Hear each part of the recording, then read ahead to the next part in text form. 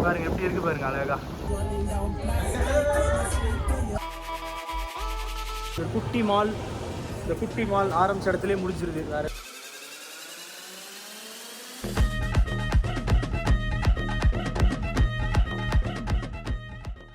நண்பர்களே, இன்றைக்கி நம்ம பியாக்லேருந்து கிளம்ப போகிறோம். இன்றைக்கி தான் கடைசி நாள். நான் முன்னாடியே சொன்ன ரொம்ப ஷார்ட் ட்ரிப் தான் வந்திருந்தோம். அது போகிறதுக்கு முன்னாடி இந்த அழகான இந்த பிரேக்ஃபாஸ்ட் எங்களை கூப்பிட்டு போயிருந்தாங்க. கையில் இது மாதிரி சோறும் பீஃப் சூப்பும் கொஞ்சமாக லெமன் ஆட் பண்ணி சாப்பிட்றாங்க காலையில் மக்கள் எல்லாருமே. கொஞ்சம் நல்லா தான் இருந்துச்சு அதை சாப்பிடவும்.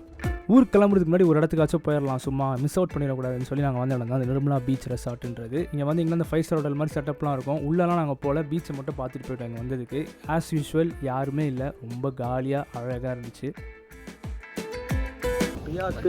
நிர்மலா பீச், சாரி நிர்மலா பீச்சுக்கு வந்திருக்கிறோம். பியாக் வந்து ஒரு அருமையான ஒரு ஐலாண்ட். சின்ன ஐலாண்டாக இருந்தாலும் ரொம்ப அழகாக இருக்குது. சும்மா வியூலாம் அப்படி இருக்குது பார்க்குறது.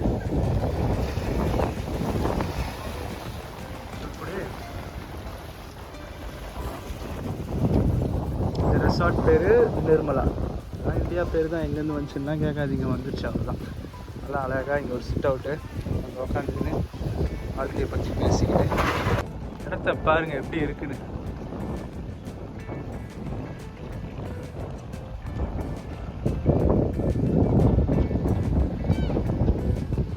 இந்த மாதிரி இடத்துக்குலாம் நான் வருவேன்னு கனவுன்னு நினச்சி பார்த்ததில்ல. அவ்வளோ அழகாக இருக்குது இடங்கள் பார்க்கவே.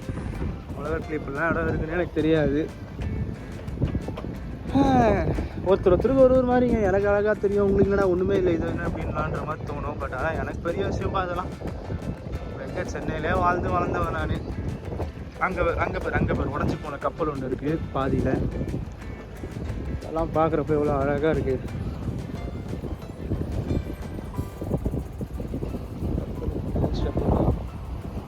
இந்தோனேசியாவே இவ்வளோ அழகழகான இடங்கள்லாம் இருக்குன்றதே எனக்கு இப்போ தான் தெரியும்.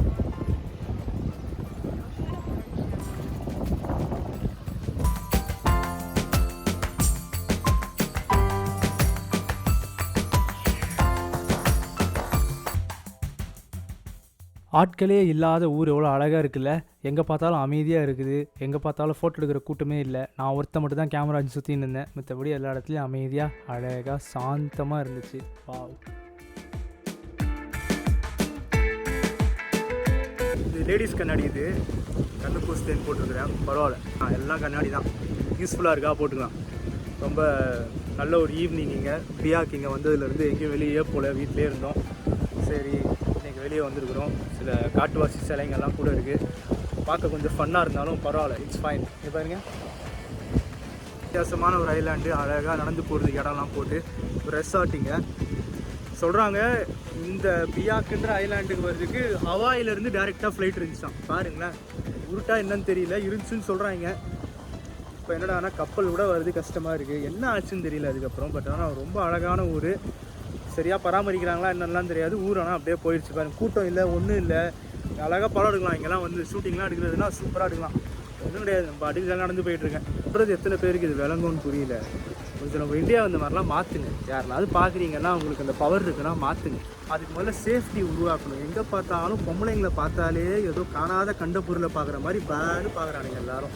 ஸோ இந்த இடத்த நாங்கள் பார்த்து முடித்தோடனே அடுத்து எங்களோட லிஸ்ட்டில் இருந்த ஸ்பாட்டு தான் இந்த மால். ஸோ இந்த மாலுக்கு போயிட்டு வீட்டுக்கு போய் கிளம்பிக்கிட்டே இருக்கலாம் அப்படின்ற முடிவில் தான் கிளம்பணும். Fun station. ஹலோ, இந்த குட்டி மால், இந்த குட்டி மால் ஆரம்பிச்ச இடத்துலேயே முடிஞ்சிருது. வேறு எதுவுமே இல்லை இதை சொல்கிறதுக்கோ பண்ணுறதுக்கோ.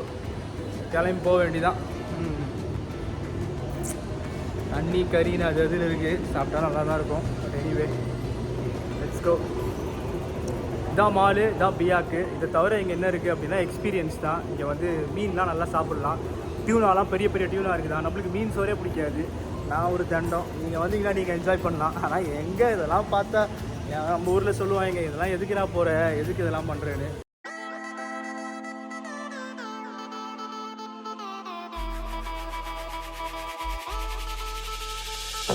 சில்ட்ரன் திங்ஸ்னா வந்து சென்னை. டீம்னா சென்னை. எல்லாமே சென்னை தான். சென்னை.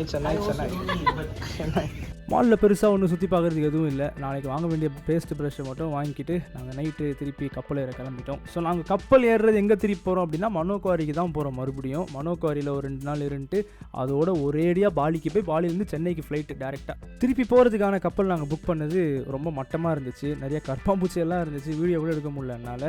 ஆனால் அதில் இன்னொரு ஆச்சரியமான விஷயம், சாப்பாடு ஃப்ரீயாக கொடுத்தாங்க. சரி, அந்த சாப்பாடை வாங்குறதுக்காக க்யூவில் நின்னோம் பாருங்கள். அது ஏன் கேட்குறீங்க?